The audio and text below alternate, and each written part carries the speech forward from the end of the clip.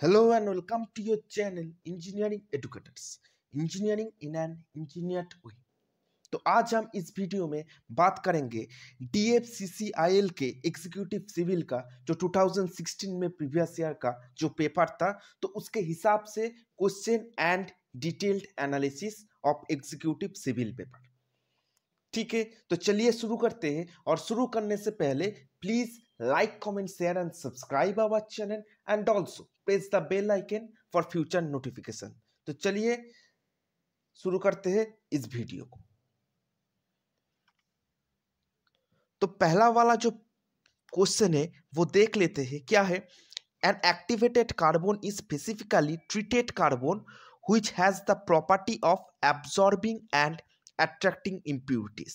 चलिए मान लेते हैं, which of the following points is or are not among the advantage of activated carbon। तो इसमें से इस तीनों में से कौन सा पॉइंट ऐसा है जो एडवांटेजेस नहीं है एक्टिवेटेड कार्बन यूज करने के लिए। तो पहले हम लोगों को ये जानना जरूरी है कि एक्टिवेटेड कार्बन क्या है। ठीक है, जो एक्टिवेटेड कार्बन हम लोग यूज करते हैं तो टू रिमूव ऑर्डर। ठीक है, ऑर्डर रिमूव करने के लिए हम लोग एक्टिवेटेड कार्बन यूज करते हैं। ऑर्डर यानी कि बैड स्मेल। ठीक है, तो वाटर सप्लाई में जो बैड स्मेल है वो रिमूव करने के लिए हम लोग एक्टिवेटेड कार्बन यूज करते हैं। इसका और एक नाम भी है जिसको हम कह सकते हैं एक्टिवेटेड चारकोल। और वाटर सप्लाई में कौन सा इंस्ट्रूमेंट ऐसा होता है जिसके हिसाब से हम लोग टेस्ट एंड ऑर्डर मेजर कर सकते हैं, तो उसका नाम है ऑस्मोस्कोप। ठीक है, तो उसका नाम है ऑस्मोस्कोप। तो ये जो इंस्ट्रूमेंट है ये यूज किया जाता है to check the water quality parameter which is test and order. ये भी कुछ क्वेश्चन बहुत जगह में पूछा गया है और ये भी याद कर लेना। तो इसका आंसर क्या है, तो इसका जो सही आंसर है वो है ऑप्शन नंबर सी, यानी कि इट ओवरडोज इज हार्मफुल। ठीक है, तो ये जो हम लोगों का स्टेटमेंट दिया गया which is not the advantage of activated carbon. ठीक है, तो ये तीनों जो स्टेटमेंट है उसमें से ये एक है जो एडवांटेज प्रॉपर्टी नहीं है एक्टिवेटेड कार्बन या फिर एक्टिवेटेड चारकोल की, जो है इट ओवरडोज इज हार्मफुल। ठीक है, तो चलिए आगे बढ़ते नेक्स्ट क्वेश्चन देख लेते हैं। Which of the following statements is or are not among the major limitation of sprinkler irrigation। ठीक है, तो बहुत सारे इरिगेशन मेथोडोलॉजी से, ठीक है, तो इनमें से स्प्रिंकलर एक मेथोडोलॉजी है। तो ये क्वेश्चन में पूछा गया है इनमें से कौन सा मेजर लिमिटेशंस नहीं है स्प्रिंकलर इरिगेशन की। ये बात हमेशा ध्यान में रखना कि नॉट दिया गया है। ठीक है, नॉट, ठीक है, ये ध्यान में रखना। तो इनमें से कौन सा ऑप्शन या फिर कौन सा स्टेटमेंट ऐसा है जो मेजर लिमिटेशन नहीं है। ठीक है, तो ऑप्शन सी यहाँ पर करेक्ट हो जाएगा, जो कि it minimises the erosion of the soil. ठीक है, ये कोई सॉइल का जो इरोशन है, ठीक है, वो मिनिमाइज नहीं करता है। क्या, कौन कौन सा इरिगेशन मेथोडोलॉजी, वो sprinkler irrigation technique. Sprinkler irrigation technique soil का जो इरोशन है, ठीक है, वो मिनिमाइज नहीं कर पाता है। तो option C will be the right answer. चलिए आगे बढ़ते हैं। तो in this question which one of the following is not among the type of signals classified on the basis of their function। तो इनमें से कौन सा ऑप्शन ऐसा है जो बेसिस ऑफ देयर फंक्शन के हिसाब से क्लासिफाई नहीं किया जाता है। ठीक है, option are shunting, semaphore, advance starter and warner signal. तो क्या है करेक्ट आंसर, वो है एडवांस स्टार्टर सिग्नल, यानी कि ऑप्शन सी। ये इंडियन रेलवे का जो सिग्नलिंग सिस्टम है उनमें से आया गया है ये क्वेश्चन, रेलवे इंजीनियरिंग का ये क्वेश्चन है। तो हम लोगों को पहले स्टार्टर सिग्नल के बारे में थोड़ा बहुत जानकारी, ठीक है, हो लेना चाहिए। वो है द स्टार्टर सिग्नल में protect facing points to another running line in the same station. इसका मतलब क्या है, ठीक है, जो फेसिंग पॉइंट से स्टार्टर सिग्नल का, ठीक है, यूज करने का तरीका यही है, वो फेसिंग पॉइंट्स को प्रोटेक्ट करता है, ठीक है। तो advance starter signal is nothing different from that, and this type of signaling system, advanced starter signal, it is not classified on the basis of their function. Okay तो railway engineering में थोड़ा बहुत पढ़ लीजिएगा, क्योंकि रेलवे इंजीनियरिंग से भी question आ रहा है, ठीक है। Next question, as recommended in IS 456, match the following according to the recommended slums for various concrete works. Select the correct answer using the codes. तो क्या बोला गया है IS 456 2000 के हिसाब से, तो IS 456 क्या है, IS 456 2000 ये जो कोड है, ये कोड है code of practice for plain and reinforcement concrete, ठीक है। पीसीसी एंड आरसीसी के लिए ये कोड यूज किया जाता है। देखिए सभी जो कोड है ना, उसका एक नेम है, code of practice that is used for some different purposes, ठीक है। तो नाम जरूर याद कर लेना, कौन सा कोड किस लिए यूज किया जाता है। तो इस क्वेश्चन में क्या पूछा गया है, तो IS 456 2000 के हिसाब से जो स्लम वैल्यू है वो कौन कौन सा वर्क टाइप के लिए क्या है, चलिए देख लेते हैं। पहली बात तो ये, हम लोग स्लम टेस्ट क्यों करते हैं, ठीक है। स्लम टेस्ट हम लोग करते हैं to measure workability of concrete, ठीक है। वर्केबिलिटी ऑफ कंक्रीट मेजर करने के लिए हम लोग स्लम टेस्ट करते हैं, और स्लम वैल्यू निकालने के लिए भी और बहुत सारे टेस्ट अवेलेबल है, लाइक यानी कि compacting factor test, VB test, बहुत सारे test are available to find out the workability of concrete. तो स्लम टेस्ट वैसा ही कुछ एक है, और यहाँ पर स्लम कोड यूज किया जाता है, उसका डायमेंशन भी याद कर लेना, क्योंकि डायमेंशन भी बहुत सारे क्वेश्चन में पूछा जाता है। तो चलिए देखते हैं कौन कौन सा वर्क के लिए क्या क्या रिकमेंडेड वैल्यू है इसका करेक्ट आंसर। सो जो पेवमेंट है, ठीक है, पेवमेंट के लिए क्या है 50 है, ठीक है। जो अनरेनफोर्स्ड फुटिंग्स के लिए 75 है, 75 है, ठीक है। रेनफोर्स्ड फाउंडेशन के लिए 100 है, और कॉलम्स के लिए क्या है 125 है, ठीक है। तो उसके हिसाब से option number 2 will be the right answer. Next question, which term is appropriate for the branch of physical geography which deals with the origin distribution of water on the earth surface? ठीक है, तो physical geography में कौन सा term appropriate है जो deal करते हैं origin distribution of work on the earth surface, ठीक है। तो इसको हम क्या कहते हैं, इसको सिविल इंजीनियरिंग के जो भाषा है उसके हिसाब से हम लोग हाइड्रोलॉजी कहते हैं, ठीक है। चलिए आगे बढ़ते, नेक्स्ट क्वेश्चन देखते हैं। In which type of foundation the length is considerably greater than its width, ठीक है। ध्यान रखना यहाँ पर लेंथ दिया गया है, ठीक है, यहाँ पर डेप्थ नहीं दिया गया है, ठीक है। तो लेंथ दिया गया है, तो correct answer will be strip foundation, option 4 will be the right one. यहाँ पर अगर डेप्थ दिया गया होता, ठीक है, depth is considerably greater than its width, then pile foundation will be the right answer, ठीक है, as per Terzaghi's theory for classification of foundation system, shallow foundation and deep foundation with respect to its width and depth। But यहाँ पर जो दिया गया है, जो dimension दिया गया है, वो लेंथ कहा गया है considerably greater than its width, so option D यानी कि strip foundation will be the right answer।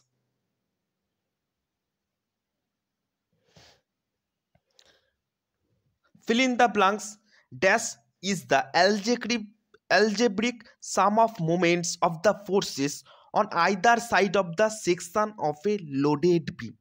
तो इसका आंसर जो है, ठीक है, वो बेंडिंग मोमेंट हो जाएगा, क्योंकि ये बेंडिंग मोमेंट का डेफिनेशन ही है, ठीक है। चलिए आगे बढ़ते हैं। assume L is the load in Newton and A is the cross sectional area, then stress is equal to, ठीक है, तो स्ट्रेस डिनोट किया गया है एस, ये लेटर से, ठीक है।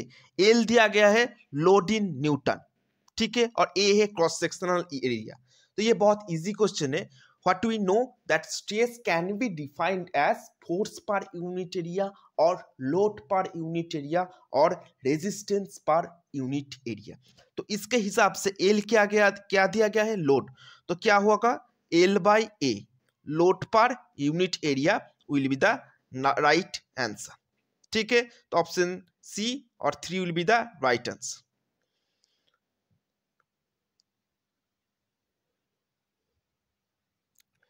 So in this question, a 8 millimeter thick copper sheet is cut with a 9 centimeter diameter round punch. If the punch exerts a force of 16 kilonewton, find the shear stress. ठीक है, तो shear stress कैसे निकाला जाता है? shear stress is equals to F by A into N, ठीक है। तो जो फोर्स का वैल्यू दिया गया है वो 16 किलो न्यूटन दिया गया है, ठीक है। और एरिया क्या है, pi by 4 into D square, diameter तो दिया गया है, ठीक है। तो फोर्स का वैल्यू पुट करने से एरिया का वैल्यू इसके जरिए निकाल जाएगा। और एन क्या है, थिकनेस है, तो थिकनेस तो दिया गया है, क्या कौन सा थिकनेस, 8 मिलीमीटर। तो पुट करने से ऑप्शन नंबर सी यानी कि 7.08 मेगापास्कल आ जाएगा। Next question, according to the soil mechanics which of the following soil is not fully consolidated under the existing overburden pressure. ये बहुत इजी क्वेश्चन है, ठीक है। तो option C will be the right answer, under consolidated soil. This type of soil it is not fully consolidated under the existing overburden pressure, ठीक है।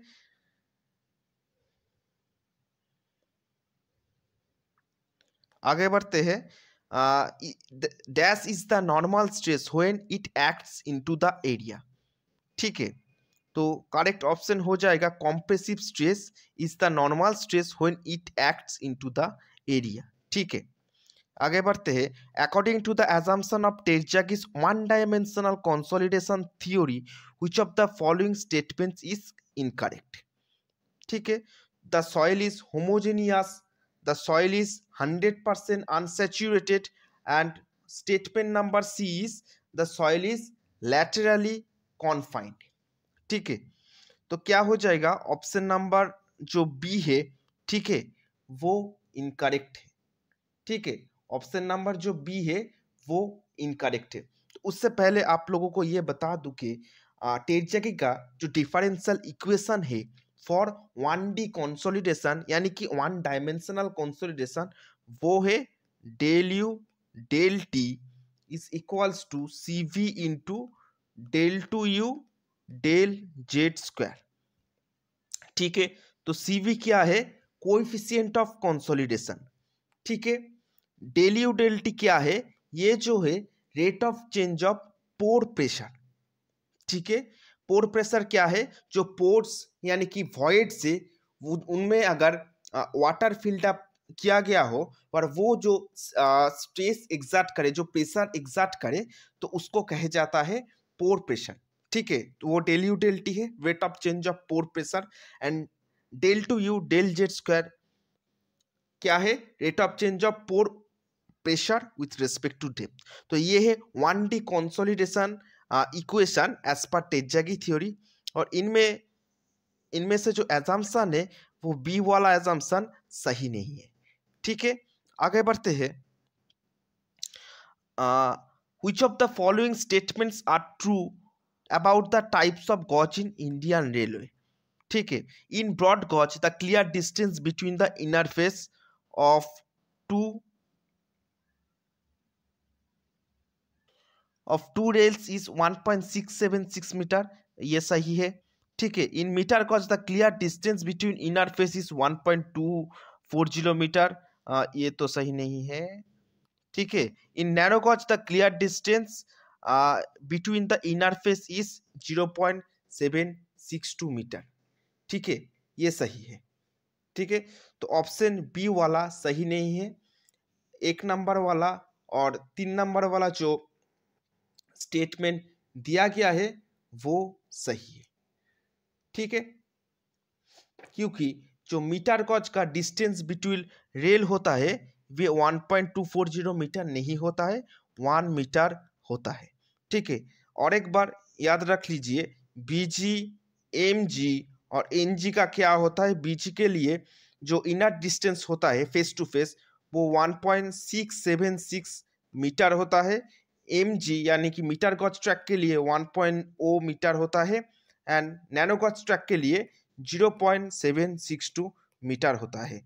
ठीक है, चलिए आगे बढ़ते हैं। Which of the following is or are the correct assumption in the theory of simple bending? तो क्या क्या है ये assumption? The loads act perpendicularly to the beam axis, सही है। The beam bends to a circular arc, ये भी सही है। The beam is initially straight और कांस्टेंट क्रॉस सेक्शन, ये भी सही है। तो तीनों जो स्टेटमेंट है वो सही है, यानी कि ऑप्शन नंबर 2 सही हो जाएगा।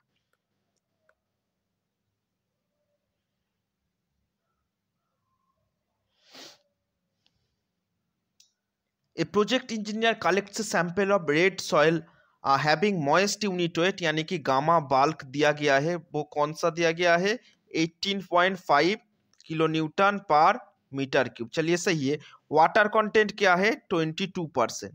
ठीक है, स्पेसिफिक ग्रेविटी क्या है सॉइल सॉलिड्स का? 2.85। ठीक है, तो वॉइड रेशियो हम लोगों को निकालना है।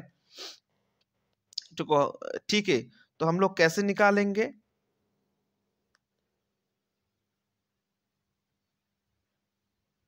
तो ये हम लोग इस इक्वेशन से निकाल सकते हैं। गामा बाल्क जो इक्वेशंस क्या है? ठीक है, G plus S e gamma डब्ल्यू बाई 1 प्लस ई। ठीक है, ये जो जी है स्पेसिफिक ग्रेविटी है, एस क्या है? डिग्री ऑफ सैचुरेशन, ई क्या है? वॉइड रेशियो, गामा डब्ल्यू क्या है? यूनिट वेट ऑफ वाटर, और ई क्या है? Void ratio. ठीक है, तो एस तो दिया नहीं गया है, तो हम लोग ये कर सकते हैं G plus a c equal to डब्ल्यू जी। ठीक है, 1 प्लस ई इंटू गामा डब्ल्यू। ठीक है, इनमें से गामा बाल्क भी हम लोग जानते हैं, जी जानते हैं, डब्ल्यू जानते हैं, गामा डब्ल्यू जानते हैं, तो ई का वैल्यू निकाल जाएगा कैलकुलेशन करने के बाद, और करेक्ट आंसर हो जाएगा 0.84 सी। ठीक है, देखते हैं। Dash is an engineered material that contains cement, polymer and glass fibres. It is mainly used in concrete products including ornamental structure, fountains, domes, etc. तो correct answer for this question will be glass fiber reinforced concrete. आगे बढ़ते। According to the level of pressure applied, lateral earth pressure is classified into various types. Which of the following type of lateral earth pressure refers to the minimum pressure exerted by the soil on the retaining wall? ठीक है, तो minimum वाला कौन सा है? ठीक है, minimum pressure जो सॉइल एग्जर्ट करते हैं रिटेनिंग वॉल के लिए, ठीक है, तो इनमें से कौन सा है? तो एक्टिव अर्थ प्रेशर करेक्ट हो जाएगा। ठीक है, next question. In the pile foundation which type of pile act as column and transmit the load through weak soil to a firm stratum of a greater depth? ठीक है, तो and bearing pile हो जाएगा। And bearing pile का जो basic assumption है, या फिर जो आप लोग कह सकते हैं वर्किंग प्रिंसिपल, तो उसके हिसाब से ये ऐसे लोड डिस्ट्रीब्यूट करते हैं। ठीक है, देखते हैं next question. Which is the same of the methods of design of RCC structure in which optimum use of inherent strength of both steel and concrete is made? ठीक है, तो इसका जो करेक्ट आंसर हो जाएगा अल्टीमेट लोड स्ट्रेंथ डिजाइन। ठीक है, next and last question for this session, which is which of the following factors affect the per capita demand of water? तो इनमें से कौन सा फैक्टर्स, कौन सा पैरामीटर्स डिपेंडेंट है किसके हिसाब से? Per capita demand of water के हिसाब से कौन कौन सा फैक्टर और या फिर कौन कौन सा पैरामीटर अफेक्टेड है। ठीक है, चलिए देखते हैं फर्स्ट वाला स्टेटमेंट, क्लाइमेटिक कंडीशन ठीक है, इंडस्ट्रियल और commercial activities of the region, चलिए ये भी ठीक है। सी क्या है, पॉपुलेशन। तो ये जो तीनों स्टेटमेंट से या फिर तीनों जो फैक्टर से पैरामीटर से वो डिपेंड करता है पर कैपिटा जो वाटर का डिमांड है।